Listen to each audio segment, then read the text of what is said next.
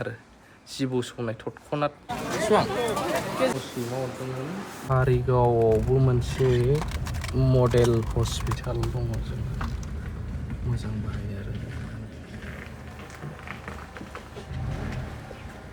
कारिगाव model hospital थाबनि दिनै first time फैदों। OPD गासिबो दङ जोंना फैदों।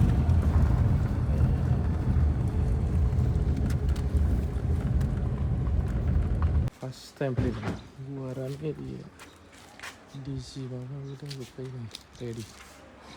मोजांल' बाहायनांगौ जोङो माने जोंनावनो दङ। फार्स्ट टाइम हाबदों नालाय माबायदि गिदिर अपिडि आउट पेसेन्ट डिपार्टमेन्ट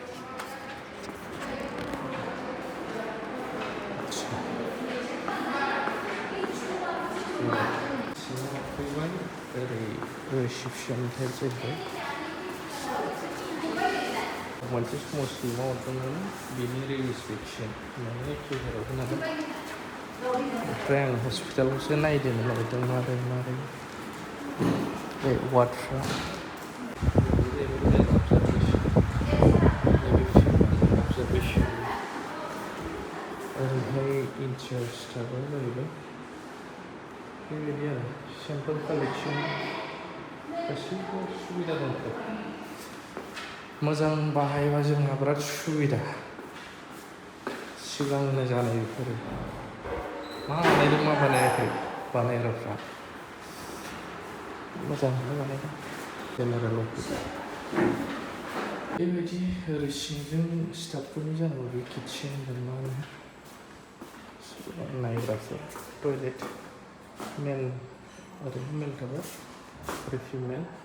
दिसेबिलिटिफोरनि थाखायबो बाहेरायाव एसे नायबावनि आं जेननायावनो आं दहाय नैबे देखाय लाङाखै मेटारनिटि कमप्लेक्स गथ' जोनोम जागोन मागोनफोरखौ लाङो आरो ना रेस्ट्रिक्टेड फर मेल। ओमफ्राय नार्सफोरा फोरमायनाय बायदिब्ला नैबेयावहाय माबा दं नालाय बेफोर जाहैबाय थाग्रा जोंनि न' बारा गोजान जाया खाथियावनो जायो बे होनबाबो नायफैयाखै आं दिनैसो नायफैबाय बे थाग्रा बेयावहाय इमारजेन्सिबाबो खबर हैनांगौ जाहैदों मोनाफ्राव बे बाउन्डारि जाहैबाय एजों वाल होनायखौ वाला एदे ओरै थांबाय बेयो ओमफ्राय ओरैबो गिदिर लुदों आरो इमारजेन्सि कमप्लेक्सबाबो बैजों हाबनांगोन नै डाइरेक्ट गारिखौबो दोनदो बैजोंहाय बेबायदि रेनिं सिजननि थाखाय वाटार स्टकेजबो बानायनानै दोनदों नैबाव डक्टरखौ दसे नेनोसै बावनो थुगोननो बाबाखौ माने न'नि सैमायानो खेलाय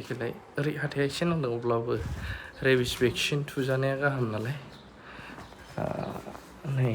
सोरनिमोन नामफोर दङ कारिगाव मडेल हस्पिटाल कारिगाव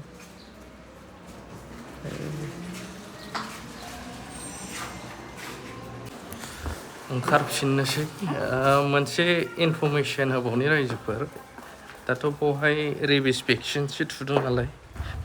सैमानि बा मानि जुनारफोरनि अरनाय हाथाय हाबनाय मोनसेया बेबो बाव जों जिबौ सौवोब्ला गोबां माने हाखा दावरा जायो अजा नागिरो मायो फार्स्ट प्रायरिटि हस्पिटालफ्रावबो थायो नै बाव कारिगावआवबो दं एभेलेबेल दायो दासिम फैफेराखैनो गावसोर मोनफेराखै दा जायफोर सिस्टारफोर दङ माने एन्टि भेनमनि भेक्सिनबो मोनो आरो जिबौ सौनाय थटखनाट नांब्रबगौब्ला माब्लाबा फैनो हागोन कारिगाव आरो गोबां हस्पिटालफ्राव थायो किसुमानाव एभेलेबेल थाया मालाब्ला बेखायनो बेफोरखौ मिथिनानै थानाया गाहाम माला हथात जाब्रबो एन्टि भेनम भेक्सिन नांगौब्ला एनि जिबौ सौनाय फैनो हागोन बे कारिगाव मडेल हस्पिटालावबो दङ आं सोंबाय थांनोसै बेसे थाइबें बेसेबां केजि 30 पटल लाबाय जोङो जोंलानो आधा केजिल' ना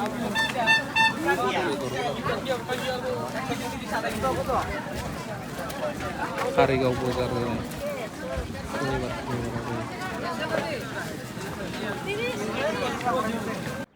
जा गरम जाबोहांबायानो बिनिफ्राय जोङो बजार खालामबाय माबाय दा फैफिनबाय आरोना ओमफ्राय दंबावो मा डेटआवमोनथाय बावलायलांबाय आं बिजि थुबावनांगौआ भेक्सिना बेखिनियानो रायजोफोर एन्टि भेनमनिया आं सानो हेल्पफुल जागोन सोरबाफोर बायचान्स मालाबा माब्लाबाफोर जाब्रबोब्ला जिबौनि बेजि कारिगावआवबो मोनो मालाबा अबेबा क'क्राझारावबो थायो नाथाय मालाबानि समाव थास'ना नालाय खारदावनांगौ जायो बेखायनो मिथिना लानाया गाहाम बबाव थायो